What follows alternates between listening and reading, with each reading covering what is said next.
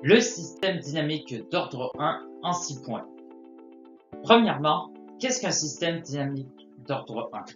C'est tout simplement un système qui se définit par une équation différentielle d'ordre 1, comme vous pouvez le voir dans l'équation affichée, où donc la fonction d'entrée, qui ici est représentée par u à la t, va dépendre de la fonction de sortie représentée par yt, ainsi que de sa dérivée première.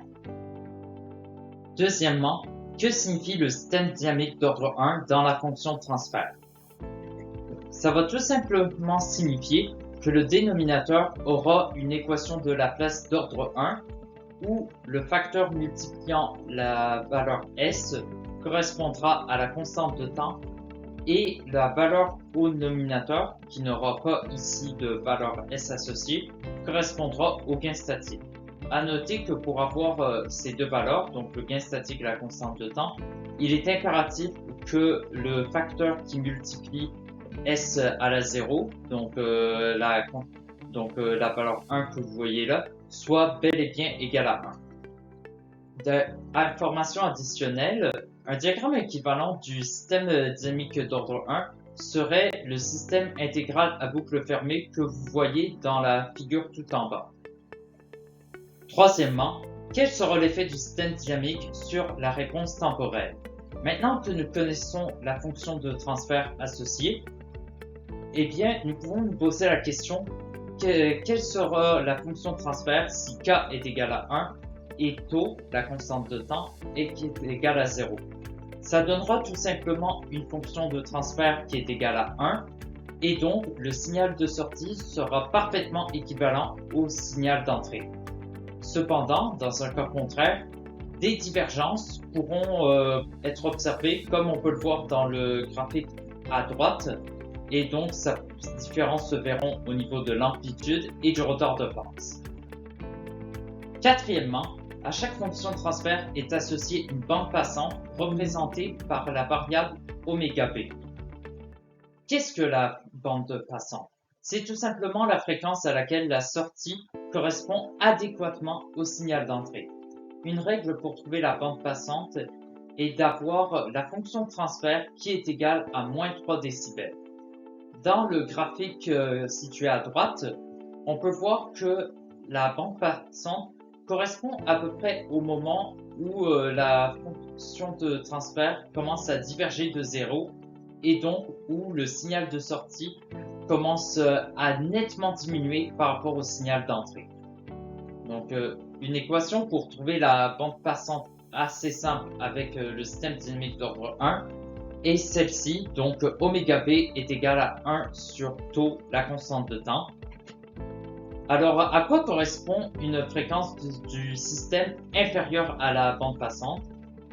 Comme je l'avais dit précédemment, ça correspond à une amplitude d'entrée plus ou moins égale à l'entrée de sortie, donc notamment si le gain de statique est égal à 1, ainsi qu'à un retard de phase assez faible et donc très proche d'un vrai signal.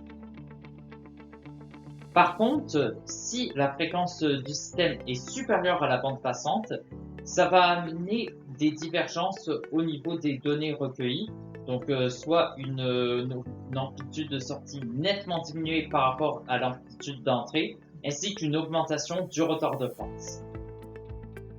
Cinquièmement, il existe plusieurs exemples de réponses temporelles dans le cas d'un système dynamique d'ordre 1. Le premier d'entre eux est celui d'un échelon unitaire qui correspond à un signal d'entrée constant avec le temps et, dans le cas d'un échelon unitaire, d'un signal d'entrée qui est égal à 1. Graphiquement, ça devrait donner le résultat affiché dans le graphique à votre gauche. Donc ici, on voit un signal d'entrée qui est toujours égal à 1 à travers le temps, ainsi que d'un signal de sortie qui d'abord est à 0, mais qui, au fur et à mesure du temps qui passe, viendra se rapprocher de la valeur du signal d'entrée jusqu'à l'égaler pour t à l'infini. Un point intéressant est de noter qu'il est possible de trouver les constantes de temps et les amplitudes de la fonction de transfert associée au système étudié avec les formules suivantes, donc tau est égal à 0,632 fois la y pour temps est égal à l'infini, et k qui est égal au signal de sortie sur le signal d'entrée pour temps égal à l'infini. À noter que la valeur de k ne prendra une valeur autre que 1 que dans le cas d'un échelon non unitaire.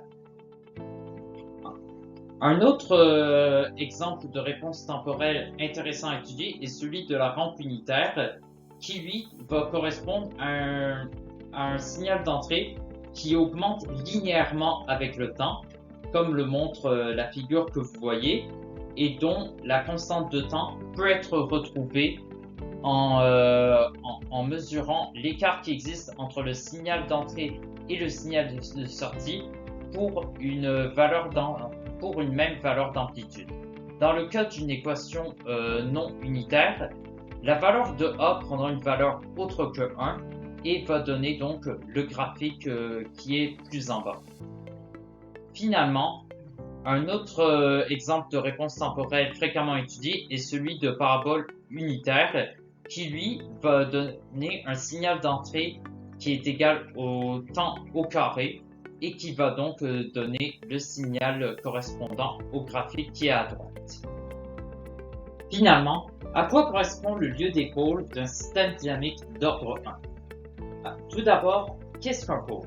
C'est tout simplement la racine du dénominateur de la fonction de transfert.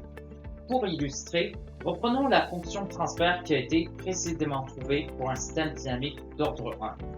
Il suffira tout simplement de prendre le dénominateur de cette fonction de transfert, qui est ici égal à taux S plus 1, et de voir quelle va être la valeur que S devra prendre si le dénominateur est égal à 0. Dans le cas suivant, S prendra une valeur de moins 1 sur taux, et donc si on reprend le diagramme des pôles et des zéros, on pourra placer le X correspondant au pôle à gauche de la droite des axes pour que ça corresponde à une valeur de moins 1 sur taux.